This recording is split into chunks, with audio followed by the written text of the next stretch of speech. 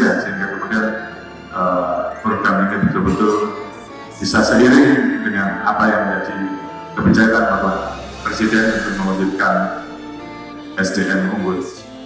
Sebanyak 1.339 kantong yang sudah dilaksanakan oleh Polda Aceh serta dengan jajaran 23 kabupaten. Kami juga melakukan kegiatan tanam massal sebanyak 140 anak bertempat di Aula Bibliotek Polda Aceh dan klinik Polres jajaran. Kami sudah melakukan kegiatan vaksinasi Sinopharm yaitu di 20.438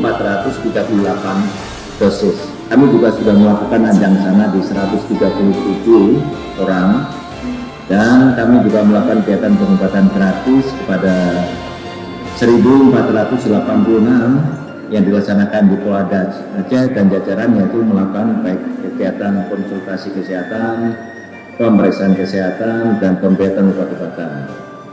Saya mengucapkan ribuan terima kasih kepada Bapak Kapolri, Pak Kapolda, dan Bapak Polda Aceh semuanya.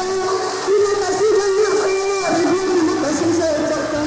Semoga Allah Subhanahu wa Ta'ala yang bisa memberikan rahmat kepada Bapak saya.